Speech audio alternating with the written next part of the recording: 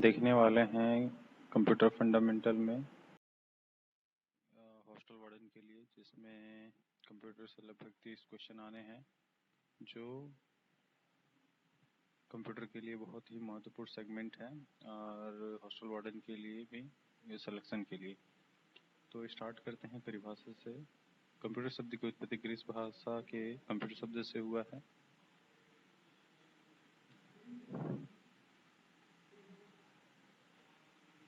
Compute शब्द से हुआ है। कंप्यूटर एक स्वचालित इलेक्ट्रॉनिक मशीन है जो डेटा तथा निर्देशों को इनपुट के रूप में ग्रहण करता है, पूर्व निर्धारित निर्देशों के अनुरूप उनका प्रोसेस करता है।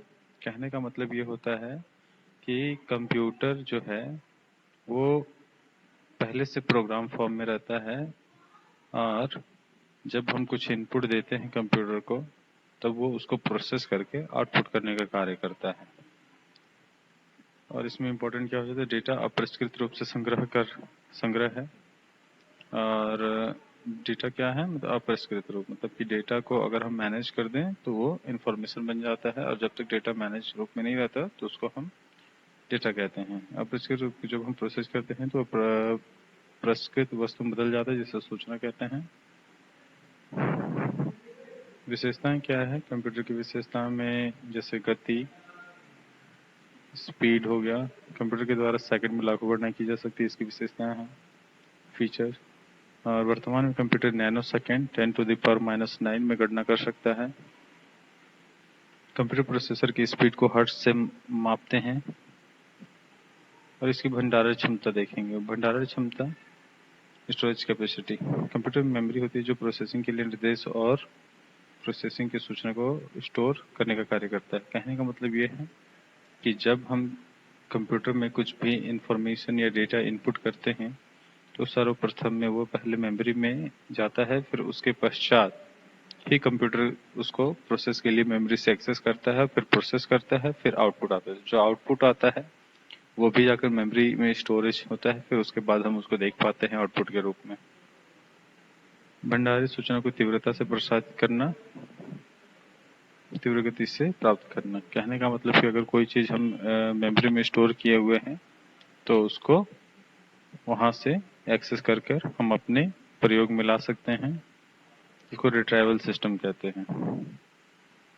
जल्दी निर्णय लेने की क्षमता, क्विक डिसीजन कंप्यूटर में है। जैसे अगर हमको 2+2 करते हैं तो 4 आता है, उसके बहुत ही तेज गति से आता है। पुनरावृत्ति, रिपीटेशन। कंप्यूटर पूर्ण निर्देशों का पालन करता है। निर्देशों के संग्रह को प्रोग्राम कहते हैं। कहने का मतलब यह है कि कंप्यूटर में जितनी भी चीजें हैं वो एक इंस्ट्रक्शन के रूप में है, और वो सारे इंस्ट्रक्शन जब बहुत सारे हो जाते हैं तो वो प्रोग्राम में बदल जाते हैं, और जब प्रोग्राम का बहुत सारा फंक्शंस हो जाते हैं तो उसको हम सॉफ्टवेयर में बदल देते हैं।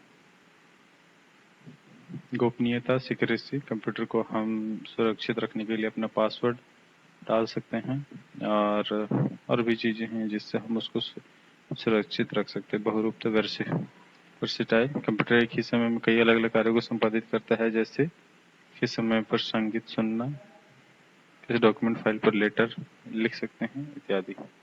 कहने का मतलब कि कंप्यूटर एक साथ एक से ज्यादा कार्य को कर सकता है, जिससे हम मल्टीटास्किंग कह सकते हैं।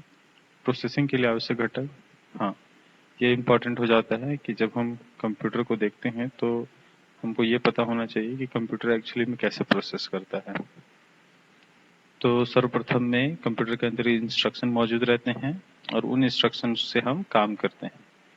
तो जैसे इंस्ट्रक्शन का काम है कंप्यूटर को प्रोसेस करने के लिए दिया गया कमांड, मतलब कि अगर हम 2 नंबर देते हैं 2 और 2, और जोड़ने के लिए हम इंस्ट्रक्शन दिए कि प्लस करना है, तो कंप्यूटर के पास इंस्ट्रक्शन के रूप में प्लस जाता है और उसको 2 नंबर को जोड़कर हमको आउटपुट देता है।